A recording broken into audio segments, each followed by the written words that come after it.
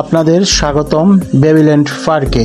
এই পার্কে প্রবেশ করার আগেই হাতের বাম পাশ থেকে টিকিট সংগ্রহ করবেন, তা না হলে ভিতরে ঢুকতে দিবে না গেটম্যান। এই পার্কের গেটম্যান খুবই কড়া। উনি ছোট হইলেও কিন্তু বড়দের মতোই আচার আচরণ এবং কাজে মনোযোগী। এখানে রয়েছে আপনার বাইক রাখার সুব্যবস্থা। বাইকটি নিরাপদে এখানে রাখতে পারবেন। পার্কটিতে প্রবেশের সাথেই হাতের বাম পাশে একটা দোলনা পাবেন, যেখানে আপনার মনকে একটু দোলনা খাওয়াবেন ভাইয়ার মতো। গেট দিয়ে প্রবেশ করে রেস্টুরেন্টের সামনে পেয়ে যাবেন এই লাভ পয়েন্টটি, যেখানে আপনারা সুন্দর সুন্দর ছবি তুলতে পারবেন। এখানে আপনাদের ছোট বাবুদেরকে খাওয়াতে পারবেন এবং চাইলে আপনারাও খাইতে পারবেন। রেস্টুরেন্টে খাওয়া দাওয়ার শেষে এই যে ছোট্ট সোনামণিদের জন্য কিছু সুন্দর সুন্দর রাইড আছে, এগুলা আপনারাও চড়তে পারেন, কোনো সমস্যা হবে না। এখানে সবাই বিনোদনের জন্য আসে। जरा सा जो दूर गए तो दौड़े दौड़े पास तुम्हारी आए, याद तुम्हारी हाय हमारी जान ही ना ले जाए, छुप जाओ तुम मेरी इन बाहों में।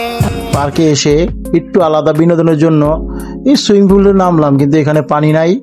কর্তৃপক্ষ পানি দিতে ভুলে গেছে, তাই আমি বিনোদন নিতে পারলাম না।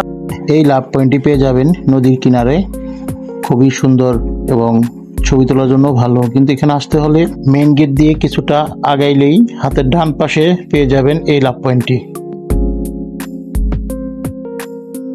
কত সুন্দর ফুলের বাগান, এখানে মন চায় আরো থাকি, কিন্তু না, সম্পূর্ণ পার্কটি ঘুরে দেখাতে হবে আপনাদের। এই যে এখানে নৌকা রাইডের একটা ব্যবস্থা আছে, এখানে ছোট বড় সবাই ঘুরতে পারবেন। এই চিকন রাস্তা দিয়ে হেঁটে গেলে দেখতে পারবেন এই গরুর খামারটি, পাশে রয়েছে একটি টয়লেট। এই বাগানটি গাছগুলো খুবই সুন্দর করে রং করে সৌন্দর্য বাড়িয়ে দিয়েছে।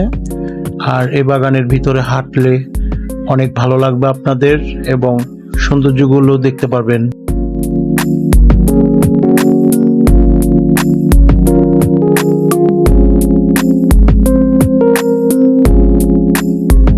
পার্কটির ভিতরে ছোট বড় যে কোনো অনুষ্ঠান করতে পারবেন এবং স্টেজটি আপনারা ব্যবহার করতে পারবেন যে কোনো অনুষ্ঠানের মঞ্চ হিসাবে।